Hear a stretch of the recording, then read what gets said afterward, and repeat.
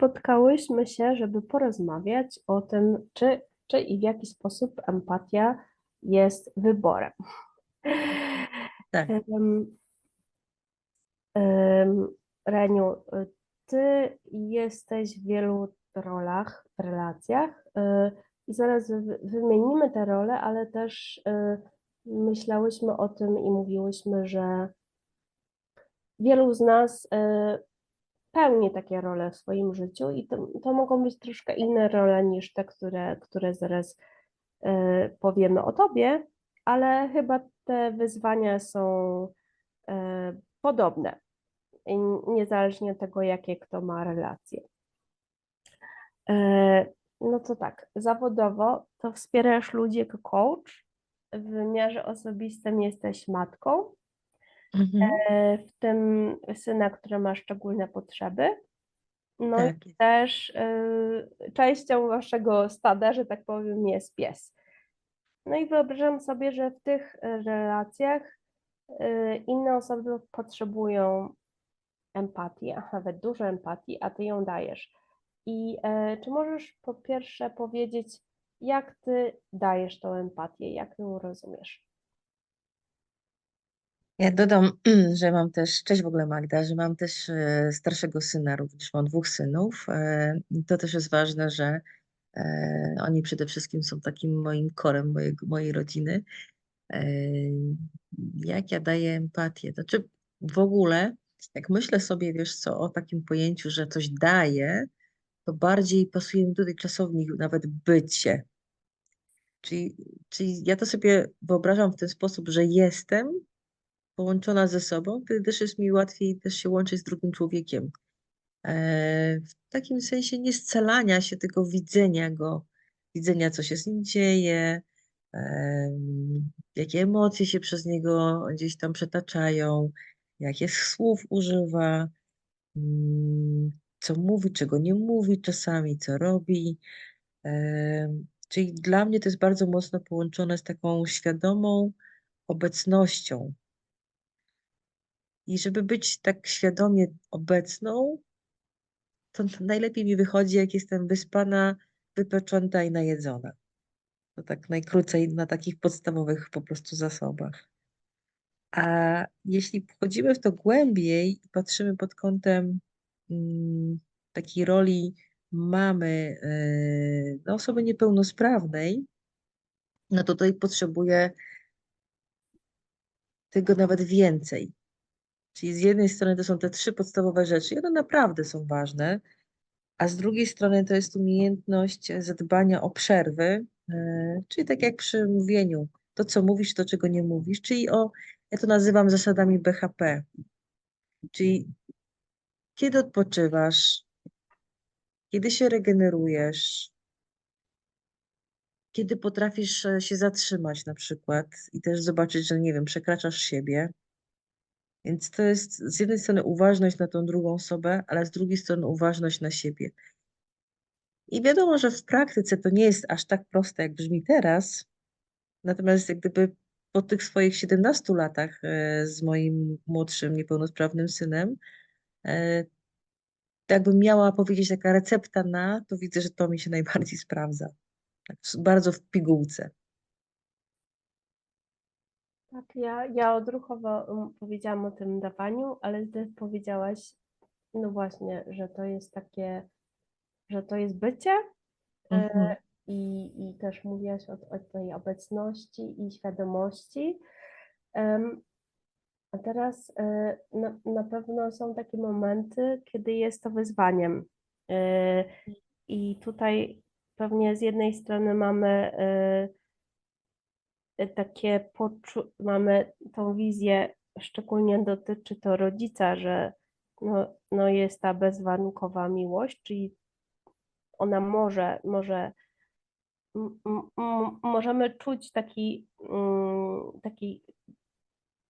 jak to ująć, taki, może, nie wiem, może takie, em, że chcemy być stale obecni, ale też jak jesteś coachem, to też pewnie starasz się być obecna dla swoich klientów, A Marshall Rosenberg mówi z kolei, że jest ta wolność i dobrowolność w wydawaniu empatii, e, Mhm, byciu empatycznym, że możemy ją wybrać, ale nie musimy. I że ona mhm. jest szczególnie ważna, kiedy ona jest takim naturalnym dawaniem z radością serca. Natomiast jak to jest dla ciebie? Czy bycie taką osobą empatyczną zawsze jest wyborem? No jest bardzo ciekawe pytanie, bo myślałam sobie, przygotowując się w ogóle, wiesz, do tej naszej rozmowy dzisiaj, myślałam sobie o tym, że nie jest to proste, ale ja wybieram, żeby było wyborem. Bo jeżeli jestem do tego przymuszona w jakiś sposób i to nie jest mój wybór, tylko narzucone, to ja już byłam w tym kawałku swojego życia, to i tak to nie jest empatyczne. Tylko tutaj jedziesz po sobie, tutaj się nadwyrężasz i to się źle kończy. Od takich skrajnych rzeczy, po takie skrajne rzeczy jak depresja po prostu, tak? Czyli jak gdyby za długo jesteś w jakiejś roli, czy w jakiejś postawie, w której teraz nie czujesz i się po prostu wypalasz. I możesz się wypalić też jako mama. To można być wypalonym zawodowo jako matka. Absolutnie można być. Doświadczyłam też tego. Więc włączając sobie taki system ostrzegania, wiesz, czerwone światło, żółte i zielone, to wiem, że wiesz, czerwone to się musi zatrzymać. No. A żółte to ci miga, że uwaga, uwaga, zaraz będzie, wiesz, ruch, nie? No to nie chcesz wejść na drogę, nie wchodzisz, kiedy jest korek. I nie idziesz, kiedy jest szybki ruch, prawda? Bo wpadniesz pod samochód. Tylko czekasz, aż będzie zielone. To w praktyce oznacza, przenosząc się znowu na życie, czy mamy, czy coacha, czy jakiegokolwiek innego menadżera, czy rodzica w ogóle, czy w relacjach rodzinnych, czy z przyjaciółką, potrzebujesz coś napełnić w sobie, jakiś brak. I tak sobie tutaj, już skoro mówiliśmy o tej roli coacha, to pomyślałam, że fajnie będzie też tak usystematyzować może takie 4 elementy, które mi to pomagają popatrzeć, posprawdzać, nie? Jest taki skrót, będzie prosto zapamiętać, jak powiem, że to jest skrót pies. Jak już wszyscy wiedzą, mam psa, więc pies naturalnie przychodzi mi do głowy. I to jest skrót od 4 słów w języku angielskim. Te pierwsze P jak physical, czyli fizyczne zasoby. Na ile ja fizycznie jestem zasobna w to, żeby dawać tą empatię, jeżeli wybieram to, że chcę ją dawać, prawda? Czyli na przykład w tym momencie mówiłyśmy o tym, że ja jestem trochę dzisiaj mam wirusa, ale na tyle, że rozmowa z tobą nie jest dla mnie niczym, co mnie przekracza, więc ja empatycznie mogę rozmawiać i możemy ze sobą rozmawiać. To jest dla mnie ok. Potem jest ta I, od psa, pies, intelektualna, czyli mam wiedzę, jak to zrobić w ogóle. Czy mam taką wiedzę, czy jej nie mam? Czy mam wiedzę, czasami doświadczenie w tym też mi pomaga. Czy na przykład mam takie doświadczenie, że już wiem, że jak zrobię jeszcze to i to potem będę w ogóle w kiepskim stanie, więc potrzebuję tutaj się zatrzymać, albo w to się na przykład nie pakować, albo na przykład nie w ten projekt, albo nie teraz, albo jeszcze jednego obowiązku więcej sobie nie narzucać na głowę. Mówi o emotional, o tych emocjach, nie? Czyli jak ja emocjonalnie jestem stabilna ze sobą. Co tam się we mnie dzieje? Czy ja kipię, jak garnek po prostu na ostrym ogniu, czy ja tam powolutku, czy zaraz już tu mi odpaliła w ogóle pokrywka, czy mam w sobie, wiesz, tak dużo jakichś innych emocji, które potrzebują zaopiekowania i tym się muszę zająć, zanim zajmę się całą resztą świata. No bo nie pociągniesz, tak? To trochę jak te słynne porównanie dziecko, samolot, maska tlenowa, najpierw dziecko, najpierw ja, potem dziecko. Widzisz, nawet mi się myli po prostu, nie? Ale najpierw ty, potem dziecko, bo inaczej nie pociągniesz. No i S to jest ten społeczny taki zasób, czyli ci ludzie, których masz wokół siebie, ludzie, czy też może szerzej organizacje, które cię mają wspierać, czy system czasami w tym, czy struktura na przykład też, nie? Więc to są dla mnie takie 4 punkty, które mówią o tym, okej, jeżeli nie jesteś pewna, czy nie jesteś pewny, czy masz teraz możliwość dawania tej empatii, to weź zrób sobie taki przegląd, jak przegląd samochodu. No robimy przegląd samochodu, o ile pamiętam, co raz do roku trzeba, prawda? W związku z tym patrzymy na różne punkty i każdy z tych mechaników ma taką listę, co sprawdza. Światła, hamulce, poziom oleju, czy ten olej jest taki, czy siaki, co się dzieje z silnikiem, zawory, czy to się nie coś jeszcze inne rzeczy, czy opony trzeba wymienić, czy nie trzeba wymienić. Więc tak samo jest z naszą postawą taką do pracy. Czy ja mam fizyczne zasoby, czy ja wiem, jak to zrobić, czy ja emocjonalnie potrzebuję utulenia teraz, a może czegoś innego jeszcze. Czy ja mam też buduję sobie ja też to nazywam takim budowaniem mojego plemienia. Mam jestem bardzo tu bogata pod tym względem, mam kilka dużych plemion i zasobów dookoła siebie i wiem, że one są i mogę po nie sięgać i mogę je zasilać też i to jest duże bogactwo mojego życia. Więc jak sobie to uświadomiłam, że mam takie plemiona i mam swoje plemię, to też jest mi prościej patrząc na to, żeby też nie być samotną wyspą w tym zakresie. Kiedy byłyśmy na międzynarodowym takim szkoleniu w Szwecji, takim intensywnym treningu, tak zwanym IET, Mhm, bez przemocy, to duże wrażenie zrobiło na mnie, kiedy słuchaliśmy takiego nagrania Marszala Rosenberga, kiedy on mówił, że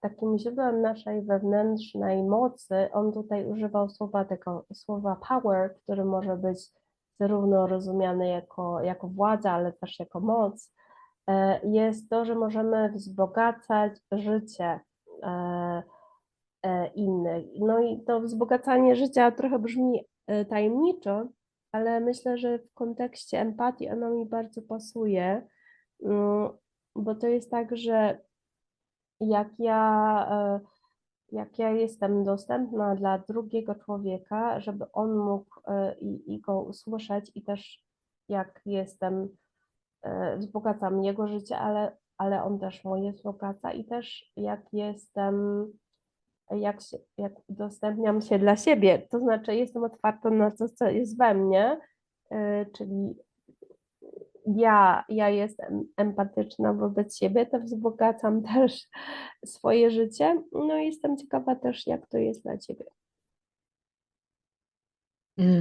Czy ja tutaj tak sprawdzam, czy dobrze rozumiem, że słyszę, że z jednej strony to jest, możemy mówić o empatii dla samego siebie.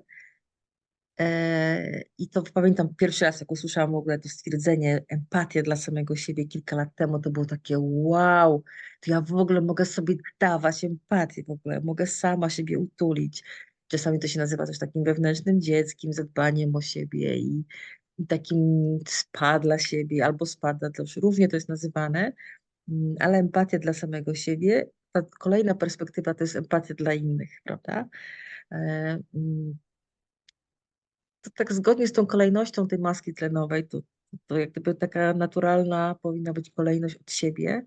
I wiem, że nie zawsze tak to wygląda, że czasem jak jesteś w roli nawet rodzica, już nawet niekoniecznie nie dziecka o specjalnych wymaganiach, ale po prostu rodzica, to gdzieś widzisz, że nie dosypiasz, nie dojadasz, albo wręcz przeciwnie, dojadasz to, co zostaje po dzieciach, bo szkoda i tak dalej. I traktujesz samego siebie jako taki, wiesz, kolejny twór do zadbania na tyle, żeby tylko funkcjonować, tak? Bo to, co ja słyszę czasami w Polsce, zwłaszcza w Polsce, no Polskę znam najlepiej, ale poświęciła się dla dzieci, nie? No, potwornie mi to brzmi w każdym zakresie tego słowa, bo w ogóle nie o to też chodzi w świętości, to już w ogóle jest inny aspekt, nie? Żeby się poświęcać, nie? Tylko raczej, żeby świętować to, że się ma dziecko, cieszyć się z tego powodu, a nie żeby się poświęcać, nie? Przynajmniej ja potem mam dzieci, żeby się z tego powodu cieszyć, dzielić miłością. Jak to jest dla mnie, wiesz co, takie dawanie sobie empatii, jak już potrafiłam też to sobie ponazywać i zobaczyć i też to podzielić sobie na różne aspekty, to potrzebowałam sobie też popatrzeć, okej, to kiedy ja jestem taka nakarmiona, kiedy ja czuję, mm, że ten mój bak paliwa jest napełniony i mogę jechać. Ja tam zaczęłam od tego najedzona, wypoczęta i wyspana. Jakkolwiek banalnie to nie brzmi, to dalej to jest taka podstawowa lista, krótka lista, nie? Któraś z tych rzeczy nie działa i tutaj okej, sama sobie potrafię mówić, a wystarczy dzisiaj 5 godzin. Może dzisiaj tak, ale jutro już nie. Snu. To się wszystko gdzieś kumuluje. Są proste rzeczy, proste rutyny, związane z ruchem, z obcowaniem z przyrodą dla mnie, z obcowaniem ze sztuką, z obcowaniem z dobrymi, dla mnie dobrymi ludźmi, ciekawymi. Takiego i przede wszystkim słuchania siebie na kilku poziomach, tak? Czyli umiejętność tego, co mówi do mnie ciało. Ono cały czas do nas mówi, tylko my czasami sobie udajemy, że nie słyszymy. Ja podam może taki przykład sprzed już ponad kilkunastu lat. Byłam w miejscu absolutnie nieempatycznego podejścia do siebie, przekraczania siebie na wielu frontach. Bardzo mi to miejsce nie służyło i moje ciało zaczęło do mnie mówić. Najpierw potwornie bolał mnie żołądek. Miałam jakieś już coraz bardziej poważne badania. Po objawach sądzono, że tam już się dzieją straszne rzeczy. Ku mojemu zdziwieniu okazywało się, że nie. Potem bóle z kręgosłupem, znowu dokładna diagnostyka i znowu nic. W końcu sobie skręciłam na prostym chodniku nogę i słyszałam wtedy od mądrej osoby: słuchaj, co ci się jeszcze musi stać, żeby zaczęła słuchać swojego ciała? Więc to był też taki moment dla mnie przełomowy, to jeszcze zanim postanowiłam wejść na ścieżkę też coachingową, że tak mocno potrafię wyprzeć niektóre rzeczy i tak mocno nie być dla siebie empatyczną, że aż muszę mieć bardzo silne sygnały zewnętrzne, żeby w ogóle to zauważyć, że nie jestem taka dla siebie. Jestem dla siebie niedobra po prostu. No i długa droga oczywiście za mną, natomiast jakbyśmy mieli sobie popatrzeć, to zobacz, co ci twoje ciało mówi w tej chwili. W tej chwili nawet jak będziesz nas słuchał, drogi słuchaczu, to po prostu co ci twoje ciało teraz mówi? Czy cię gdzieś boli? Czy jest zrelaksowane? Czy jest giętkie? Czy jest chętny do ruchu? Czy dostało ten ruch ostatnio? Czy widziało jakaś pogoda na zewnątrz? Nie mów mi, że nie ma pogody w Polsce, bo to słyszę 99% czasu, jak prowadzę szkolenia, że nie ma pogody. No to chciałam powiedzieć, że na zawsze jest ta pogoda, więc ja potrzebuję, żeby iść do tej pogody na zewnątrz. Co ci się teraz w tym ciele pokazuje? Jak teraz nic w ogóle nie słyszysz z tego ciała, to trzeba jak gdyby sobie zrobić tak, żeby mieć czas sam ze sobą i zobaczyć, co tam w tym ciele się nam odezwie, bo gwarantuję, że ono nam coś powie. I to będzie jakiś ważna informacja dla nas. To od tego bym zaczęła. Taka naturalna informacja, co nam ciało mówi. Jakie myśli ci się w ogóle przesuwają przez głowę? Co sobie myślisz? Na przykład z grubej rury. Co sobie myślisz o sobie? Co do siebie mówisz na przykład?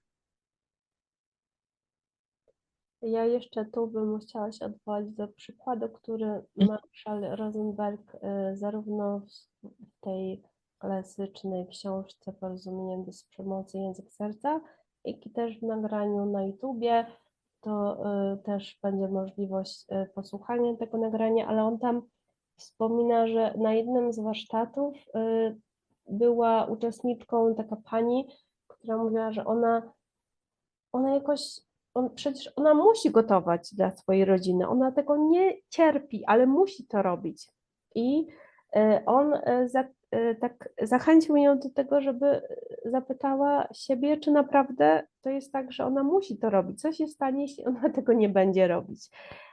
No i wspomina, że za parę miesięcy przyszedł jej syn na kolejny warsztat i że on powiedział, no dzięki Bogu, że Pan powiedział jej, żeby nie gotowała, bo ja już nie muszę słuchać jej narzekań od tego czasu.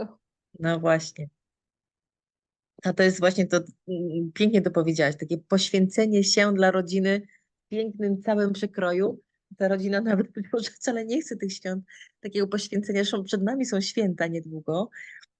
Akurat teraz będą te bożonarodzeniowe i nie wiem, jaki ty masz obrazek ze swojego domu, ale mój obrazek z mojego domu to jest niestety moja wyczerpana mama, zestresowana i stresująca wszystkich i konieczność sprzątania i wycierania każdego ostatecznego gdzieś tam zakątka po prostu. Tak jakbyśmy na co dzień w ogóle nie sprzątali, co oczywiście było nieprawdą.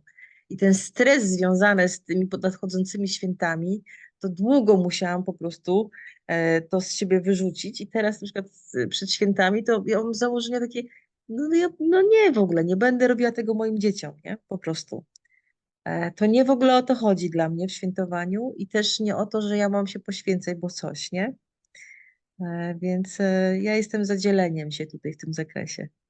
Czyli też warto sprawdzić ze sobą i z innymi, czy Tak, tak. rzeczywiście czego, jeżeli mamy taki sygnał, że czegoś nie lubimy i że to wprowadza jakoś być może stres, czy to jest Mhm. rzeczywiście dobre dla nas i dla naszych najbliższych. Mhm. Mhm. To jeszcze chciałam się odwołać tutaj do takiego tekstu Marshalla, który Marshall Rosenberga, twórcy Porozumienia bez przemocy, który on w 1970 napisał. No i ja nie wiem, jak to określić, czy to jest wiersz, czy to jest, no ale powiedzmy, że to jest taki tekst, który może być taką też wskazówką i on pokazuje, jak dla mnie, jakie on zmiany w swojej mentalności, jak on chce, żeby to się na życie przełożyło i on jest znany jako From Now On. Też może wiele osób zna postanowienia Miki Kasztan, która też jest trenerką NBC i myślę, że ona była zainspirowana tym tekstem Marshalla. Ale właśnie jeden z tych punktów jest o empatii. Ja pozwolę sobie przeczytać po angielsku i w moim tłumaczeniu i jeszcze sobie o nim powiedzmy. From now on, I choose to empathically connect with others so that I can fully respect the unique and holy experience to be found in each person every moment. Od teraz wybieram nawiązywać empatyczny kontakt z ludźmi, tak abym mógł w pełni uszanować to, co unikalne i święte, to doświadczenie bycia człowiekiem takim, jakim jest w danej chwili. I dla mnie tutaj takim, jak Mhm. w tym zdaniu, takim słowem kluczowym jest ten wybór, czyli że ja mogę być empatyczna, mogę, ale nie muszę. A Mhm. jak dla ciebie, Reniu, co ty tam słyszysz? Wiesz co, chyba dla mnie jest fajne, że wybieram. To słowo, które mi przykuwa moją uwagę, to jest, że wybieram, czyli sama świadomość, że mam wybór, czyli mogę, ale nie muszę. I to w tym jest cała wolność dla mnie zawarta też. To jest mój świadomy wybór, że ja chcę w tym być. Albo świadomie też mówię, że potrzebuję przerwy. I odniosę się do takiego nie zawsze łatwego doświadczenia z osobą niepełnosprawną w domu, czyli kiedy jesteś bardzo zmęczony i widzisz, że już naprawdę nie możesz, tak? To ja sobie wypracowałam taką metodę. Ja nazywam ją metodą zawieszkową. Zaraz powiem dlaczego, bo mam takie zawieszki z różnych miejsc hotelowych, ale żeby nie było, dostałam, gdzie jest na przykład napisane: jestem tutaj ze swoim przyjacielem, albo czytam książkę, albo proszę o posprzątanie. To akurat niestety nie działa na moje dzieci, także wywieszam to i to, że działa, to nie wyobrażajcie sobie. Ale generalnie rzecz biorąc, mam takie zawieszki, bo pracuję też w domu, że była szanowana moja potrzeba odpoczynku. I u mnie też to się objawia tym, że ja mówię: teraz potrzebuję 15 minut resetu na kanapie, jestem tu, zapraszam, możecie się do mnie przytulić, ale nie za bardzo wejdę z wami w konwersację, ponieważ mój mózg teraz odpoczywa, tak? I to nie musi być bardzo długo, ale to jest niezbędnie mi potrzebne do zachowania równowagi. Więc na przykład, jeżeli ja też wybieram odpoczynek, to też bez takich pretensji i złości, tylko z taką naturalnością, i to też ta empatia i dla siebie, ale też empatia dla innych, jak ja im to mówię. Słuchajcie, ponieważ potrzebuję teraz odpoczynku, to ja tutaj będę sobie i to chwilkę sobie tutaj poleżę. Ale coś tutaj, gdyby coś się działo, nie wiem, tam kończył się świat akurat, no to możecie mnie tam obudzić, prawda? Ale jak się tam świat na przykład nie kończy, to może to nie jest aż takie niezbędne po prostu w tej chwili. I takie moje naturalne podejście, mam wrażenie, też wpłynęło na to, że moi synowie zupełnie spokojnie do tego podchodzą, czyli na takiej zasadzie: okej, łącznie z osobą niepełnosprawną, moim synem niepełnosprawnym, że to jest jak najbardziej respektowane. Nawet mój pies to respektuje. Czyli w takim zasadzie jest oznaczona granica. Nikt tutaj nie jest na jakimś deficycie, oni też nie, że coś się ważnego dzieje, ja to ignoruję. I jesteśmy razem. w tym. I ja to tak słyszę, że po prostu to jest taki sygnał, że ty potrzebujesz tylko odpoczynku, resetu i że być może to nie jest ten moment właśnie, kiedy będziesz wchodzić w kontakt ze swoimi synami, ale jednocześnie jest to w taki sposób zaawansowane, że y, to jest dla nich w pełni przyjęte i zrozumiałe. W praktyce patrząc po owocach poznacie, więc patrzę, że oni to akceptują i rzeczywiście tak jest, więc myślę, że gdzieś dla nich to też jest w porządku i też nikt o to nie ma do mnie później pretensji, w sensie ani razu nie słyszałam, a mamo, bo ty wtedy odpoczywałaś, nie? To też tego nie słyszałam. Jak gdyby jest to naturalne. Co więcej, ja też od jakiegoś czasu sama sobie dałam pozwolenie na rozwijanie pasji. Myślę, że też jest ważne w kontekście bycia rodzicem, pracującym też rodzicem i też w moim przypadku pojedynczym rodzicem. Czas na takie twórczą działalność, niekoniecznie zarobkową, żeby to też podkreślę, kiedy potrzebujesz się doładować i zrobić coś bardzo dla siebie. W moim przypadku to jest akurat taka twórczość artystyczna, malowanie, bo to dla mnie jest niezwykle budujące i niezwykle po prostu odbudowujące naprawdę moją głowę. Czuję się to taka yoga dla mojej głowy. Jak gdyby patrząc, jak ja bardzo kocham moje dzieci, kiedy ja wracam do domu z malowania na przykład, to wiem, że to warto robić po prostu, tak? I to są takie, każdy może mieć coś innego, tak? Można pójść chwilę poczytać książkę, można wyjść na spacer na chwilkę, cokolwiek ci nie sprawia przyjemności. Ważne, żeby mieć taką świadomość, że to jest właśnie to, co cię gdzieś tam karmi i ci jest potrzebne, jest twoje. Ja pamiętam, że jak zaczynałam swoją praktykę nauki rozumienia bez przemocy, to taka byłam pełna entuzjazmu i zachłysnęłam się tą empatią, bo widziałam też, jak ona jest bardzo taka karmiąca i dla mnie, i dla drugiej Mhm. osoby. I chyba mi się wtedy takie wytworzyło przekonanie, że powinnam zawsze i że muszę, i że empatia jest jedyną drogą.